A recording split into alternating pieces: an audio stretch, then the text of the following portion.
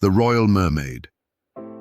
Her name was Samina, and she was the youngest child of Neptune's royal family, the king of the ocean depths and reefs. Samina had 12 older siblings, 3 brothers and 9 sisters.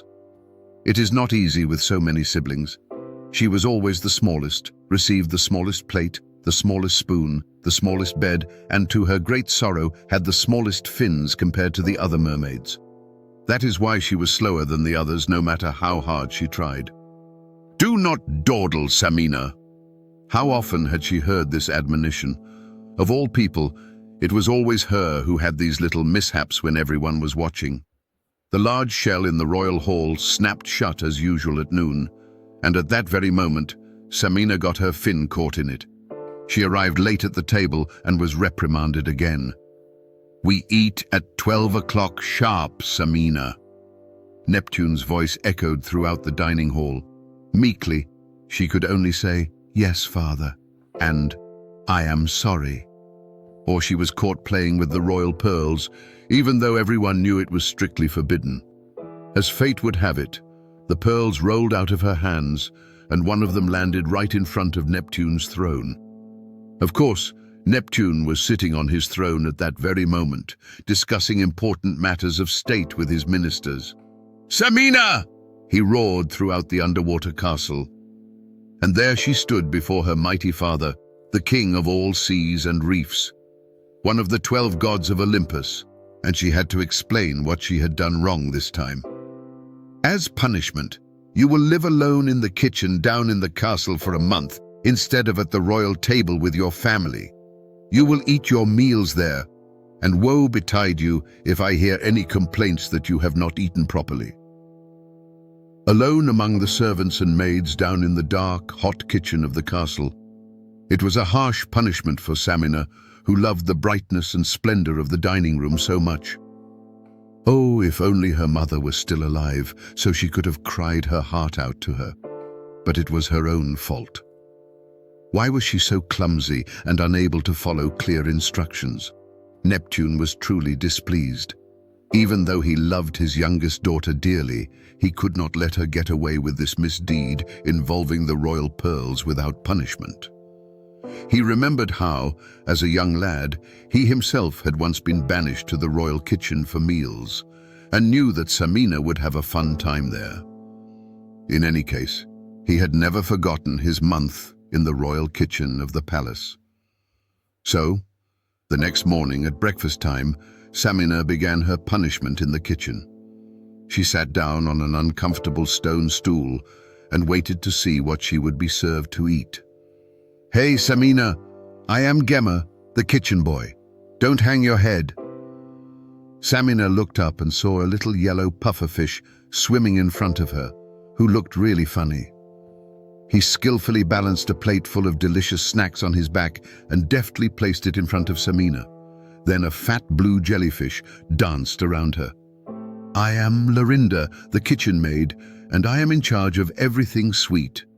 One after the other, the Royal Mermaid was introduced to the entire kitchen staff. Soon she knew everyone, from Jaffa, the head chef, to Gemma, the kitchen boy. There was also Ladilou, who was in charge of the china, and Wayaba, who did the washing up. In total, more than 20 people worked in the spacious kitchen, which was not as gloomy as Samina had initially thought.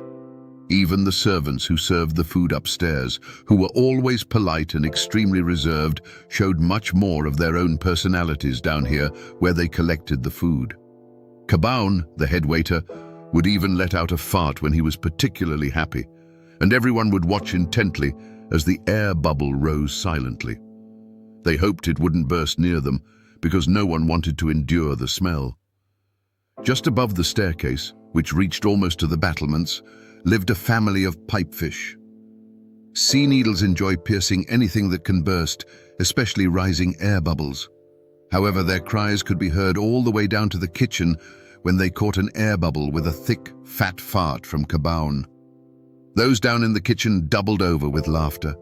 Of course, none of these little incidents were noticed in the royal dining room. "Yes," thought Samina, "it is quite fun here in the kitchen." She swam over to Jaffa. If I have to serve my sentence down here in the kitchen for a month, I want to at least do something useful. So, what can I learn here?" The head chef hadn't expected that. He raised an eyebrow, really high. "Holy Poseidon, a mermaid with character. You cannot learn to cook in a month." But when the sturgeons came and delivered their caviar, it was now Samina's job to pay them and seal the caviar in silver mussel shells. Even in Neptune's realm, caviar was a royal delicacy, very rare and very expensive. Yes, they even kept precise records of how much caviar was in the pantry, and woe betide anyone if a bowl was missing. So Samina had to be very, very careful with the caviar and the bowls, and then present the ledger to the head chef, where she had entered everything. The head chef then swam to the pantry, counted everything, checked Samina's accounts, and nodded with satisfaction. "Well, Samina, you are good with numbers. That is why you can order your favorite food today." From that day on, Samina always got to eat exactly what she wanted in the kitchen, while her siblings had to eat what everyone else was served in the fine dining room upstairs. And so, day after day passed. Samina helped out in small ways. Sometimes she sewed a new chef's hat, sometimes she mended an apron or sewed on a button. Samina was particularly fascinated by Glubila, who was a kind of herbalist among the sea creatures. 3 times a week, the octopus woman came and brought kitchen herbs for Jaffa, the head chef. Glubila looked around the kitchen. If she spotted someone who looked a little pale, she would soon have herbs for a tea, a tincture, or even an ointment at hand. Samina wanted to learn these skills too, and she told Glubila so. "A princess who wants to learn something, I never cease to be amazed." Nevertheless, she took a little time on each visit to introduce Samina to the basics of medicinal herbs. Jaffa liked this very much. Samina soon had lots of friends, and when the month was over, she hardly wanted to go back up to the royal dining room. From then on, she visited the servants in the kitchen whenever she could in her free time. King Neptune watched Samina's development with great pleasure.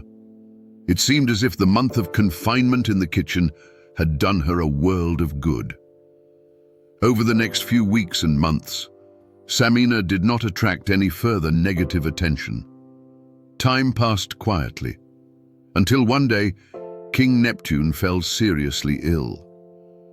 Rumor had it that someone had poured poison into his seaweed wine, but perhaps the wine had simply gone off. No one ever found out for sure. There lay poor King Neptune in his royal bed, with a high fever and terrible stomach pains that would not go away. The royal court physician was at a loss, and the family soon began to fear the worst. Everyone gathered around the king's bed, saddened by his condition. Suddenly, Samina had an idea. She swam from the royal bedchamber down to the kitchen. "Jaffa, you know the king is ill. Where can I find Glubila? Has she been here today?" The head chef told her that she would probably not be back for another 2 or 3 days. "Jaffa, I cannot wait that long. Do you know where she lives?" "Yes, but it is not easy to find. She lives at the end of the reef with the anemones. If you really want to swim that far, it would be better if I gave you someone to protect you." Jaffa assigned Gemma the kitchen boy to accompany her. The yellow pufferfish and the mermaid made their way to the other reef, and at the very end, Samina actually found Glubila's cave. "Glubila, are you home? I need your help," Samina called out. They were in luck. Glubila was there and immediately swam out from behind the rocks. "Samina, what are you doing so far away from the royal castle?" "Oh, if only you knew. King Neptune, my father, is seriously ill. Something was wrong with the seaweed wine, and now the castle fears the worst. Even the court physician could not help." Glubila asked, "Does he have a high fever and stomach pains?" "Yes, exactly. That is how it was described." "Well, then we must indeed act quickly. Probably crude oil from one of those foolish human oil wells spilled onto the algae, and they didn't notice it when making the wine." She disappeared into her cave, only to reappear moments later with a small bottle. "Have Jaffa make some mussel soup and add the entire contents of this bottle to it. Your father should be well again by tomorrow." The Royal Mermaid Samina swam back quickly with her companion Gemma, the yellow puffer fish. They hurried to the castle kitchen, where Jaffa hastily prepared a hot mussel soup, which Samina then carefully brought to the royal bedchamber. "Father, I have found a remedy. Jaffa has cooked your favorite mussel soup, and I have fetched the medicine from Glubila, the herbalist who has been supplying us in the kitchen for years. The tincture is already in the soup. She says that if you eat this soup, you will be well again tomorrow." The old King Neptune was helped to sit up a little, and Samina spooned the hot soup into her father's mouth. "Oh, the soup tastes so good," said King Neptune. He lay back and soon fell fast asleep. Samina stayed by his side all night. The next morning, the king woke up, looked around his royal chamber, and saw Samina crouching by his bed. "Child, I feel wonderful again. What a clever daughter I have." From that day on, Samina was allowed to take a place of honor at the royal table, right next to King Neptune, and she was often asked for her opinion and sometimes even for her advice.